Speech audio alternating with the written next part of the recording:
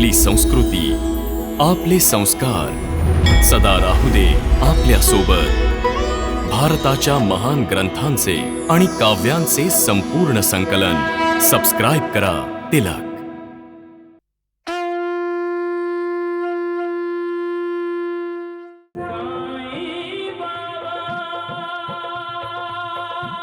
सुकन्या बेटी, ताई, सुकन्या बाळा, सुकन्या बेटी, सुकन्या बाळा, सुकन्या ताई, बेटी, कुठे आहेस तू? सुकन्या बाळा, ताई, सुकन्या बेटी, कुठे आहेस तू? काय झालं? काकाजीची विधवा मुलगी गायब झालीये. मला वाटतंय तिने नक्कीच आत्महत्या केली असेल. नाही नाही, असं नाही होऊ शकत. तिकडे तिकडे तलावामध्ये एका मुलीचं प्रेत सापडलंय.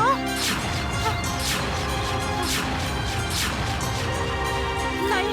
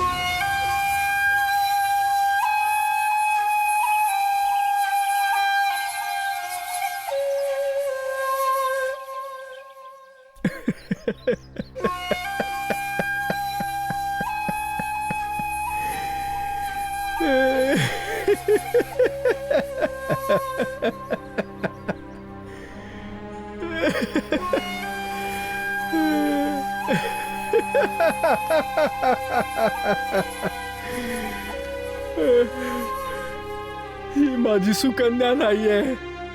उषा, ही तुझी सुकन्या नाहीये. गोपी, ही तुझी सुकन्या ताई नाहीये.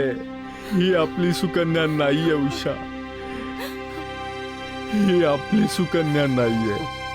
आपल्या माणसापासून लांब जाण्याची भीती प्रत्येक माणसाच्या मनात लपलेली असते. जेव्हा कोणी आपलं काही वेळेसाठी दिसलं जरी नाही तरी माणूस अस्वस्थ होऊन जातो. तो काळजीत पडतो. मग त्याच्या मनात अशुभ विचार येऊ लागतात. पण हा तर देवाने बनवलेल्या प्रकृतीचा नियम आहे. माणसं दूर जाण्यासाठीच तर एकमेकांना भेटतात. कायमचे निघून जाणे याचं नाव आहे मृत्यू, जे या जगातलं अंतिम सत्य आहे. या सत्याला समजून घ्या. मनातून दूर करा दूर जाण्याचं दुःख. देवाच्या भक्तीमध्ये स्वतःला तल्लीन करा. देवावर विश्वास ठेवा, श्रद्धा ठेवा. त्याला आपलं म्हणा. मग तुम्हाला समजेल की देव कधीच त्याच्या भक्तापासून दूर जात नाही. तो नेहमी त्याच्या भक्तांसोबत राहतो, त्यांना साथ देतो.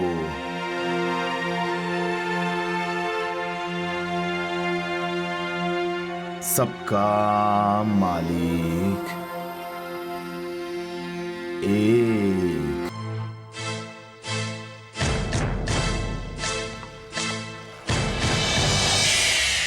काय झालं लक्ष्मण? माझा रस्ता का अडवलायस? तुझं स्वागत करण्यासाठी. या गुंडांना सोबत घेऊन? अरे, मी तुझा मित्र आहे उमाकांत. जेव्हा धमकी दिली होतीस तेव्हा ही मैत्री कुठे गेली? झालं गेलं ते विसरून जा उमाकांत. मग मी आता सुकन्या सोबत लग्न करू शकतो ना? उमाकांत, काकाजी, आलास तू? काकाजी, काय झालं? तुमची ही अशी अवस्था? सुकन्या कुठे आहे बेटा? सुकन्या? हाँ, आमची शेवटची आस तूच आहे उमाकांत. मला काही समजलं नाही काकीजी. मी सांगतो मित्रा, काकाजींना असं वाटत होतं की सुकन्या तुझ्या सोबत गेली आहे. माझ्यासोबत कशी असेल ती? मी तर माझ्या नोकरीसाठी गावागावात फिरत होतो. आम्हाला असं वाटलं होतं की सुकन्या तुझ्याकडे आली असेल. गोपी, काय झालंय? उमाकांत दादा, ताई घरातही नाहीये आणि गावातही. सुकन्या, सुकन्या, सुकन्या. मी पण असाच तुझ्यासारखा सगळ्या घरात फिरून हाका दिल्या. सगळं गाव शोधलं, पण कुठेच सापडली नाही ती. ती आपल्याला सोडून निघून गेलीये उमाकांत. माहिती नाही ती जिवंत आहे की. काकाजी, ह्या घराने कधी तिला कुठला आनंद नाही दिला. जिवंत होती ती, पण सकाळपासून संध्याकाळपर्यंत स्वतःच्या आयुष्याला दोष देत बसायची ती. आता तुम्हाला तिची काही काळजी करण्याची गरज नाहीये काकाजी. कदाचित तुमची ही चिंता तिने तिच्या चितेसोबत जाळून टाकली असेल. नाही उमाकांत, नाही, असं नको बोलूस. आता तुमच्या प्रतिष्ठेला डाग लागणार नाही काकाजी, कारण आता तिच्या लग्नाचा काहीच प्रश्न राहिलेला नाही. आता तुम्हाला हे तुमचं घर, हे गाव सोडून जाण्याची सुद्धा गरज नाहीये काकाजी, कारण आता तुम्ही कुठल्याही विधवेचं लग्न लावून देणार नाहीये. तुम्ही या जगातले पहिले वडील असाल आणि तुम्ही पहिल्या आई,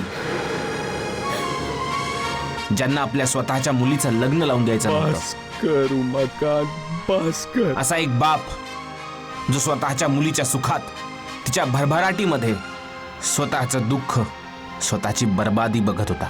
नाही उमाकांत, नाही. लग्न करून देऊन, आशीर्वाद देऊन आई बाप तिच्या सुखी जीवनाची कामना करतात आणि तिची पाठवणी करतात. पण काकाजी, काकू, तुम्ही लोकांनी तिची पाठवणी बिना लग्नाची, आशीर्वाद विनाच केलीत. तुम्ही लोकांनी तर तिला आशीर्वाद सुद्धा दिले नसतील. दिला असेल तर फक्त शापच दिला असेल. नाही उमाकांत, नाही. ती बिचारी कुठल्या तरी विहिरीत, कुठल्या नदीत बुडून मेली असेल. नाही. ती असं नाही करणार. ती असं नाही करणार उमाकांत. देव जर समोर उभा राहिला तर मी त्यांना सांगेल की तुमच्यासारखा बाप कधीही कुठल्या सुकन्येला देऊ नकोस देवा.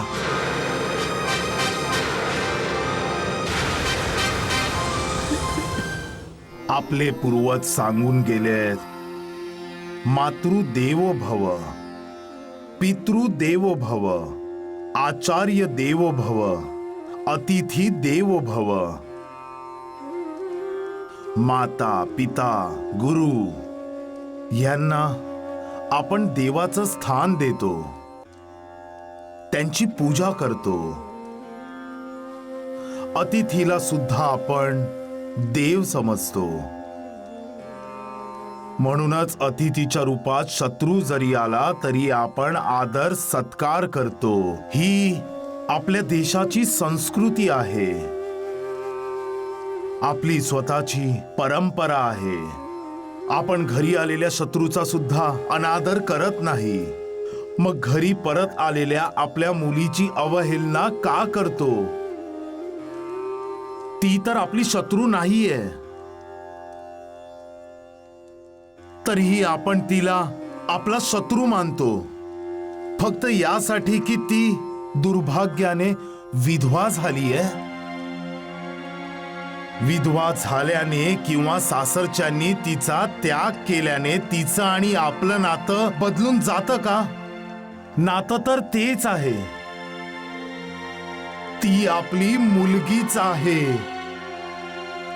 आपणच तिला जन्म दिलाय, आपणच तिला प्रेम ममता दिलीये, आपणच तिला खूप प्रेमानं मोठं केलंय आणि तिचं लग्नही करून दिलंय. आपण ती विधवा झाली म्हणून काय हे सत्य पुसलं जातं का?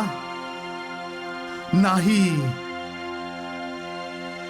तर मग तिच्या सोबत आपलं वागणं का बदलतं का? प्रेम एखादी नदी नाहीये जी सुकून जाईल. मग तिच्या प्रती आपलं प्रेम संपून का जातं? का आपण आपली संस्कृती, आपला धर्म, आपलं कर्तव्य विसरून का जातो?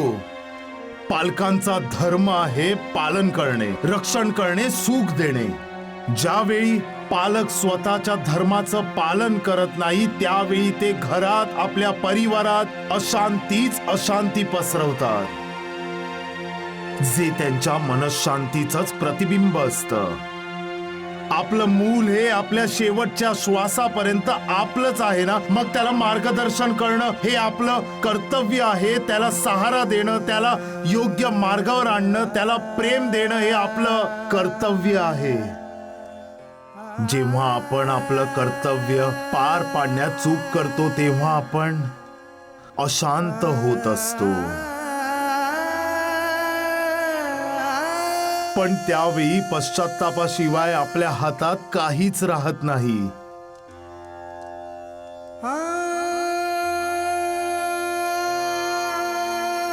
काहीच नाही. काहीच नाही.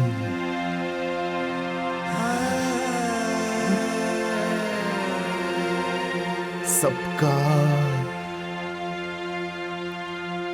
मालिक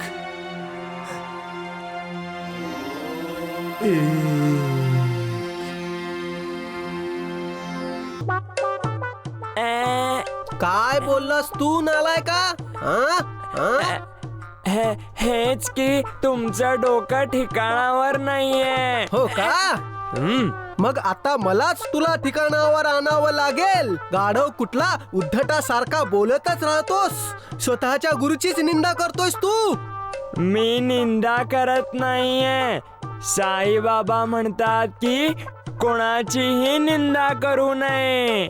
मी हे जे बोलतोय ते सत्य बोलतोय. हो का? तू खरं बोलतोयस. तुझा तो ढोंगी खरं बोलतोय. बाकी सगळे मात्र खोटं बोलतायत, नाही का? वैद्य बुवा, मी कृतज्ञ नाहीये, कृतज्ञ आहे. तुमचं भलं चिंतित असतो. तुम्हाला शुद्धीवर आणण्यासाठी बोलतोय मी हे. हा, नक्की काय म्हणायचंय तुला? हा, वैद्य बुवांनी नशा केली, शुद्धीवर नाहीयेत, हे बेशुद्ध दिसतात का तुला? अरे नशा तर तुम्ही करता द्वारकानाथजी. बघितलं का वैद्य बुवा? बघितलं? अरे गप्प बस गाढव कुठला. मी काही शांत बसणार नाहीये. म्हणजे मी गप्प बसणार नाही. मी बघतोय सगळं. आधी तुम्ही द्वारकानाथजींची आरती करायचात, आता या साधू बाबाची आरती करताय. बघा बघा हा ढोंगी बघण्यासारखा ध्यान लावून बसलाय. ज्या दिवशी तुमचा खिसा रिकामा करून पळून जाईल ना, त्या दिवशी तुमचे डोळे उघडतील, तेव्हा समजेल. वैद्य बुवा, तुम्ही या धोंडूला जरा जास्तच डोक्यावर बसवून ठेवलंय. केव्हाचा नुसता बोलतोच आहे. मी काही जीवाजी आहे का की दंडुका घेऊन गपचूप उभा राहीन? ए धोंड्या, तुझी बडबड बंद करतो थांब मी आता. याला थांबवा, नाहीतर अरे नाहीतर काय करशील तू? बोल. मी इथून पळून जाईन. अरे थांब नालायका, सत्यानाश हो तुझा.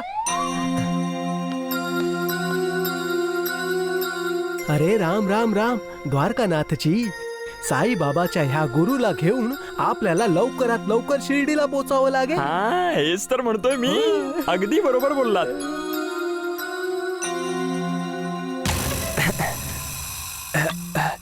शंकर शेठ, ऍडव्होकेट रागिणीने ही नोटीस पाठवली. काय विचार केलाय या हवेलीच्या दोघा मालकांनी? नाही, म्हणजे मला असं म्हणायचंय की आहात तर तुम्ही एकटेच मालक हवेलीचे, पण ऍडव्होकेट रागिणीचं हे म्हणणं आहे की 2 महिन्यांच्या आतच ही जमीन हे घर, मालमत्ता, हा व्यापार जर तुम्ही दामू दादा आणि वहिनींच्या नावावर नाही केल्यात तर कायदेशीर कारवाई केली जाईल. शंकर, करू दे तिला कायदेशीर कारवाई. आम्ही दामोदादाला काहीही देणार नाही. आणि तसंही रागिणीने तर तुझ्याशी लग्न करायला नकार दिलाच आहे ना.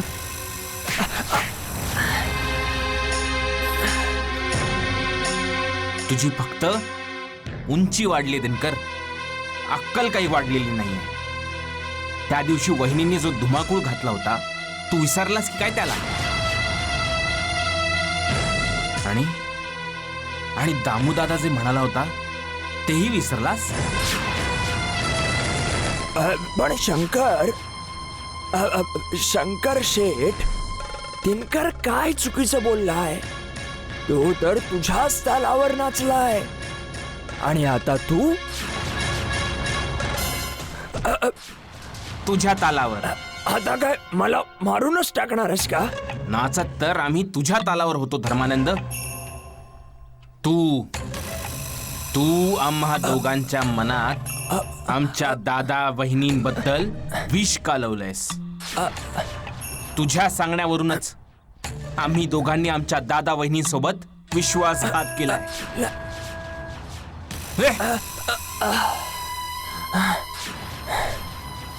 ज्या वहिनीने आम्हाला आईची माया दिली, मी तिलाच विष पाजलं तुझ्या सांगण्यावरून. मनात त्रास येतंय की तुझा गळा दाबून इथेच मारून टाकावं. दिनकर, मी मुंबईला जातोय.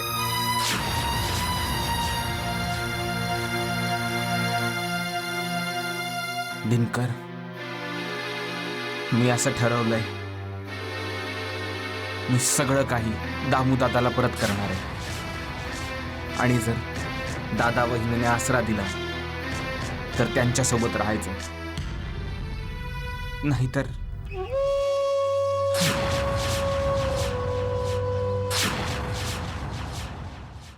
असं म्हणतात की एकदा चुकलेला मनुष्य जर परत आला तर त्याला माफ केलं पाहिजे. पण त्याच्यात जाण्यात आणि येण्यामध्ये जो वेळ गेलेला असतो, त्या वेळेमध्ये नात्यांमध्ये जे युद्ध झालेलं असतं त्याचं काय?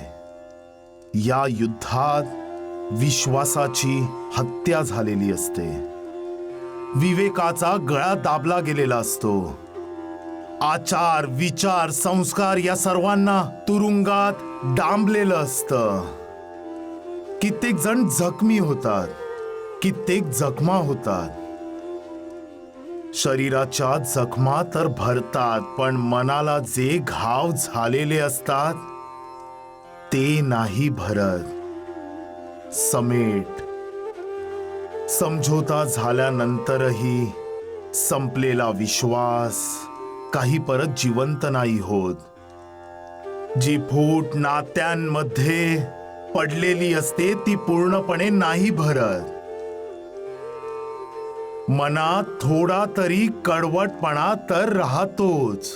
तर मग माणूस नात्यांची लढाई का लढतो? का बेईमानी करतो? का आपल्याच माणसांना धोका देतो? का विश्वासघात करतो? पैसे, फक्त पैशांसाठी? एकदा चुकलेला मनुष्य जेव्हा परत येतो तेव्हा घरचं वातावरण आधीसारखं राहिलेलं नसतं ना. आधीसारखी परिस्थिती राहिलेली असते ना. आधीसारखं प्रेम मिळतं. आणि जो विश्वासघात करतो त्याच्यावर कुणीही विश्वास ठेवत नाही. म्हणूनच कुणालाही धोका नका देऊ, कुणाचाही विश्वासघात नका करू. ईश्वराच्या भक्तीत तल्लीन व्हा, तल्लीन व्हा, तल्लीन व्हा. मग ना मन विचलित होईल आणि ना तुम्ही मोहमायेच्या आकर्षणात अडकाल. आणि मग तुमचं कल्याणच कल्याण होईल. सबका मालिक एक.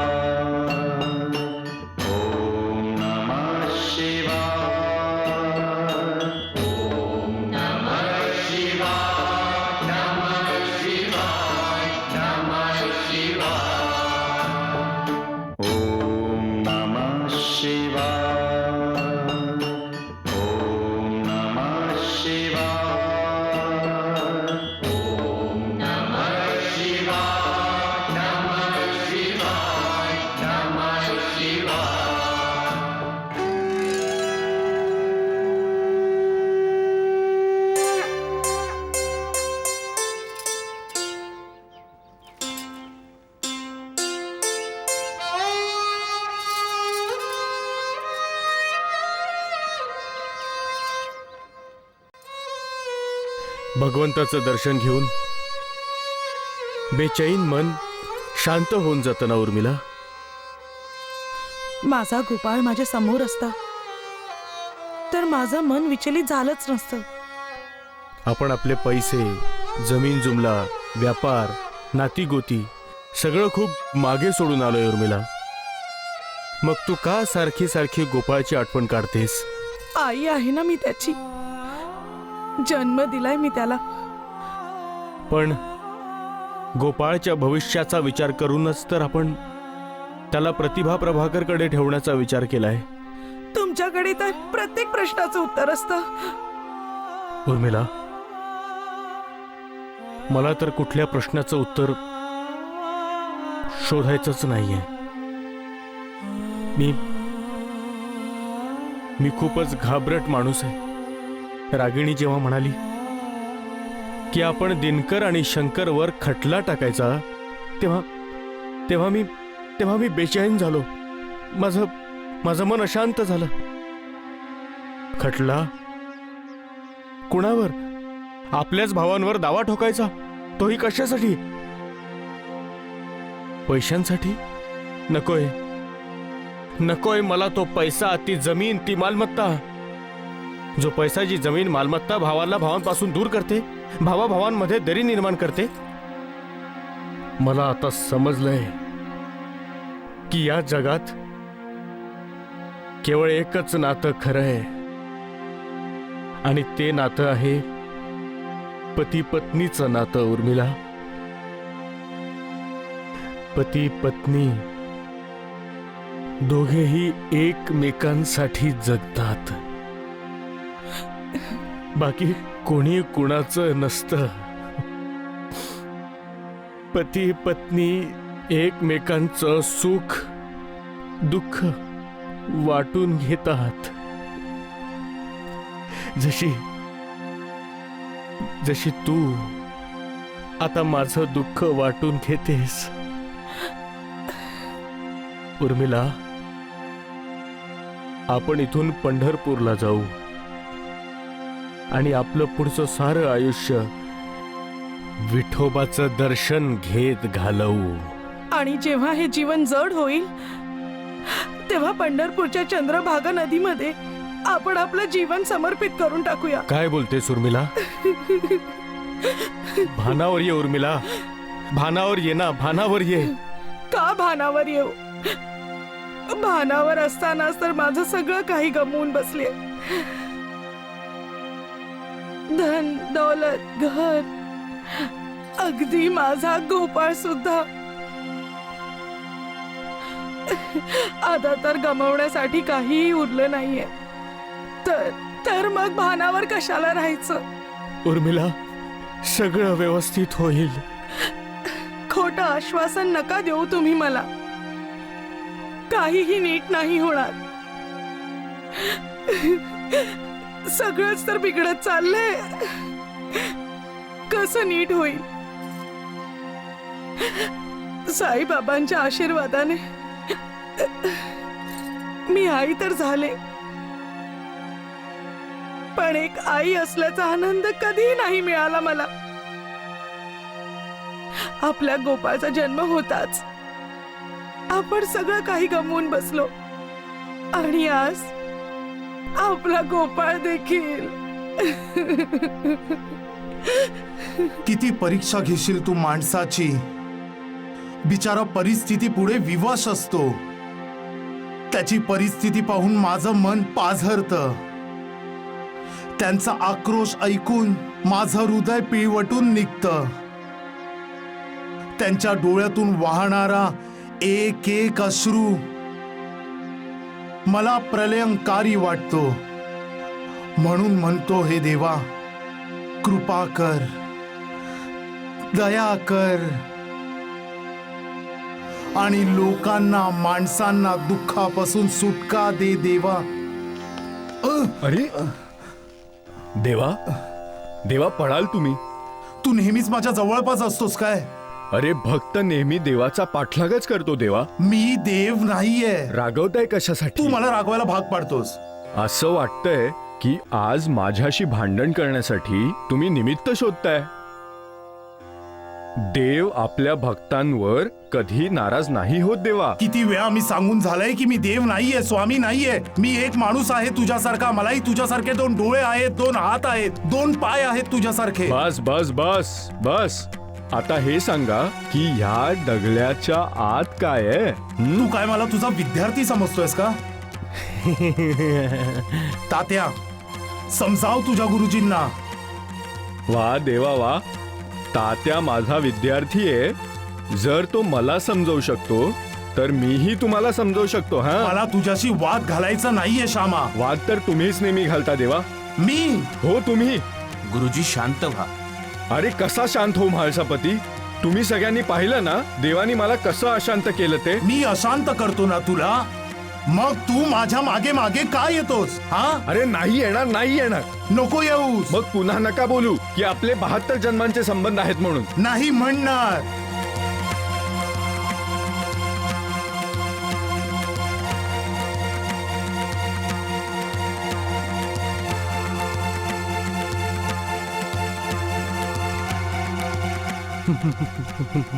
मला तर विश्वासच बसत नाहीये. हो, साईबाबा आणि गुरुजींमध्ये हा अचानक वाद कसा काय निर्माण झाला?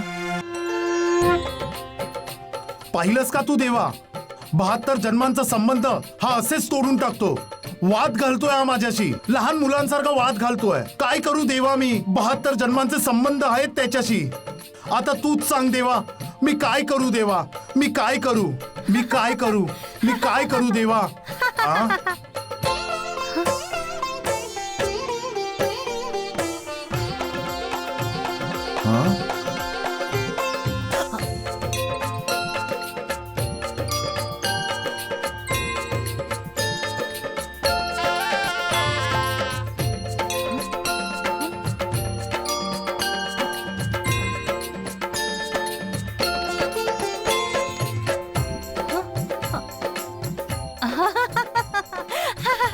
का हसतोयस रे मित्रा? सांग. मला झाडा मागून लपून छपून बघत हसत होतास तू. हा, सांग सांग. अरे सांग मित्रा, का हसत होतास? माझी आई म्हणते की मी वेडा आहे. म्हणून तू मला पाहून हसत होतास. मला वाटलं की तू पण माझ्यासारखा वेडाच आहेस. खरं बोललायस तू. शिर्डीचे सगळे लोक मला वेडाच तर म्हणतात. पण मला माहितीये तुम्ही वेडे नाही आहात. मी वेडा नाहीये. अहा, अहा, अहा.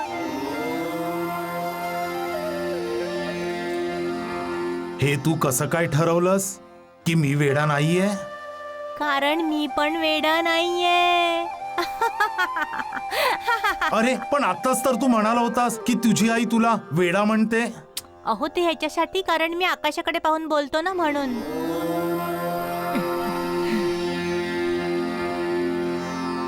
अच्छा. आणि मी? आता तुम्ही पण माझ्यासारखे आकाशाकडे पाहूनच बोलत होतात ना. माझ्यासारखे. बाबा पण ना कमाल आहेत.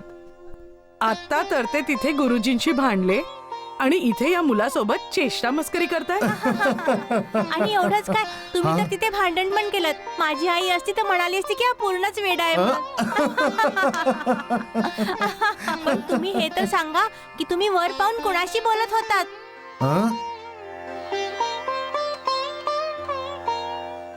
देवाशी. मी पण देवाशी बोलतो. काय सांगतोस? तुम्ही देवाशी काय बोलता? हेच की, सर्वांना सन्मती दे, सद्बुद्धी दे.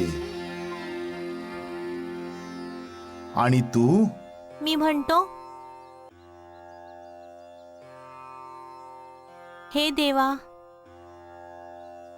माझ्या आई वडिलांना दिसत नाही, फक्त त्यांच्या डोळ्यांना दृष्टी दे, म्हणजे ते मला पाहू शकतील. म्हणजे तुझ्या आई वडिलांना दिसत नाही? आता तुम्हीच सांगा, देव पण किती दुष्ट आहे. का केला त्यांनी माझ्या आई वडिलांना असं आंधळं? कधी कधी तर असं वाटतं की त्याच्याशी बोलूच नाही. जेव्हा देव भेटेल ना, तेव्हा मी विचारणार आहे, त्यांनी माझ्या आई वडिलांना असं आंधळं का केलं म्हणून. पण देव कुठं भेटेल? इथेच, याच शिर्डी गावात. तुम्हाला माहित नाही? माझ्या आई वडिलांना माहितीये की ह्या शिर्डी गावातच देव राहतो, म्हणूनच तर आम्ही शिर्डीला आलोय.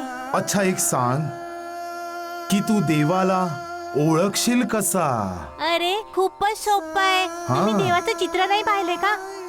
देवाचे 4 हात असतात. एका हातात शंख, दुसऱ्या हातात चक्र, तिसऱ्या हातात गदा आणि चौथ्या हातात कमळ असतं.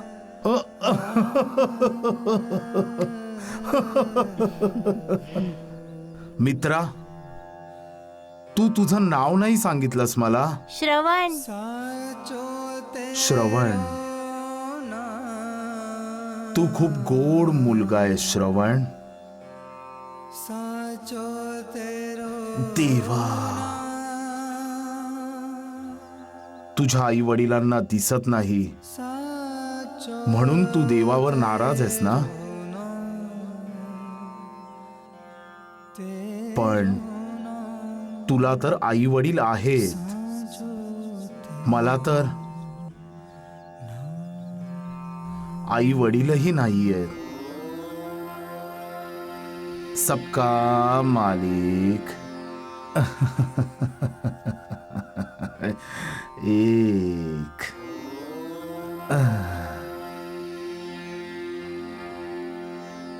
साईनाथांच्या वागण्यात नेहमीच काही ना काही गूढ अर्थ दडलेला असतो. इथं या मुलाबरोबर चेष्टा मस्करी करून निघून गेले, मग गुरुजींसोबत वादामागचं काय गूढ असेल? हे नेहमीच भांडत असतात माझ्याशी. अरे, एवढ्याशा गोष्टीवर एवढं चुनवतात, आता फक्त मारायचंच बाकी आहे. कोणाशी बोलताय तुम्ही? सगळ्यांसमोर रागवले माझ्यावर. तुम्ही बरे आहात ना? अरे, ज्याचा देव रुसून बसतोय त्याचा भक्त बरा कसा बरा असेल? आणि हे काय, कुठे चाललीयस तू? पण दोघंही चाललोय सावळी विहीर गावाला. सावळी विहीर गावाला? बाप्पाजी बरा आहे ना? जाऊबाईंनी निरोप पाठवलाय की लवकर या म्हणून. बापाजींची तब्येत खूपच बिघडलीये. अरे देवा, अरे देवा. ईश्वर माणसाला येणाऱ्या संकटाबद्दल सूचना देत असतो, त्याला सतर्क करत असतो, म्हणजे त्याने योग्य मार्गावर चालावं, थोडा सावधपणा बाळगावा. हो ना धेनू? महाळसापती, कधी कधी माणसाला होणाऱ्या घटना स्वप्नात देखील दिसत असतात. आणि कधी कधी माणसाला असे संकेत मिळतात की त्याचे डोळे दिपून जातात. आणि कधी कधी अशा घटना घडतात की ज्याने त्याला भविष्याचा साक्षात्कार होतो. पण साईनाथ, तुम्ही गुरुजींवर नाराज होऊन काय संकेत देऊ पाहताय? तुम्ही भविष्यात होणाऱ्या एखाद्या घटनेबद्दल त्यांना सतर्क तर नाही करत आहात ना? मला काही नको विचारू सगोड. तुम्ही गुरुजींवर नाराज नाही होऊ शकत बाबा. तुमचं आणि त्यांचं खूप जुनं नातं आहे बाबा. बाबा बाबा बाबा बाबा प्रणाम. बाबा नमस्कार करते. सौभाग्यवती भव. आपल्या भक्तांना नाराज करतात आणि आशीर्वाद देतात की सुखी राहा. ताई, ह्याला विचार की माझ्या मागे मागे का आलाय हा. येणार नव्हता ना हा माझ्या मागे. आला तर आला आणि आल्यावर भांडायला पण लागला. मी भांडखोर नाहीये देवा. हा हा, गुरुजी, तुम्ही कुठे निघालात? सावळी विहीर गावी चाललाय. पाहिलं सगळं माहिती आहे ना. मग यांना हेही माहिती असेल की माझ्या लहान भावाची बाप्पाजीची तब्येत बिघडलीये, पण यांनी काही नाही सांगितलं मला आणि आता वाद घालतायत. गुरुजी, तुम्हाला लवकर जायचंय तर मग वेळ नका वाया घालवू. अरे मी कुठे वेळ वाया घालवतोय? मला तर इथं थांबायचंच नव्हतं. अरे ह्यांनी मला जायची परवानगी द्यायला हवी ना. मला त्रास द्यायला ह्यांना मजा येते. ह्यांना माहिती होतं की मी ह्यांच्याकडे येणारच, म्हणूनच हे द्वारकामाईमध्ये न बसता इकडे तिकडे भटकत होते. म्हणजे मी ह्यांना शोधत इकडे तिकडे भटकावं आणि तिकडे पोहोचू नये. बाबा, गुरुजी आणि वहिनींना तुमची परवानगी आहे? हो नूरताई. धन्यवाद धन्यवाद. जातोय मी. पण जर तुम्ही अडवलं तर मग मी नाही जाणार देवा. चालता हो, निघून जा. मी तुला अडवणार नाहीये. हो, तुम्ही बदलले आहात देवा. तुम्ही बदललात. आता मी कधीही परत येणार नाही. कधीही परत येणार नाही शिर्डीला. कधी नाही. चल सुशीला. बदलले ते. बदललेत. चल सुशीला. तुम्ही बदललाय देवा. अरे कधीही परत येणार नाही. संपले आपले 72 जन्मांचे संबंध. कधीही परत येणार नाही. साईनाथ, तुम्ही असं का केलं? गुरुजींना खूप वाईट वाटलंय. महाळसापती, श्यामाला दुःखी करून मला सुख नाही मिळत. मग तुम्ही त्यांना स्वतःपासून लांब का पाठवलं बाबा? तो खूप हट्टी आहे महाळसापती, म्हणून तो ऐकत नाही. ऐकणारच नाही. श्यामाचे आणि माझे संबंध खूपच वेगळे आहेत नानावली. या नात्यात प्रेम आहे, माधुर्य आहे, आदर आहे, भक्ती भाव आहे, पण कटुता अजिबातच नाहीये. श्यामा एक लहान मूल आहे. लहान मुलासारखा निष्पाप आहे. आपल्या आई वडिलांवर प्रेम करणारा, आपल्या आई वडिलांबरोबर राहणारा लहान मुलगा. आज जर मी त्याच्यावर रुसलो नसतो तर तो शिर्डी सोडून कधीच गेला नसता. आणि त्याचं सावळी विहीर गावी जाणं खूप गरजेचं होतं, कारण त्याचा लहान भाऊ खूप आजारी आहे.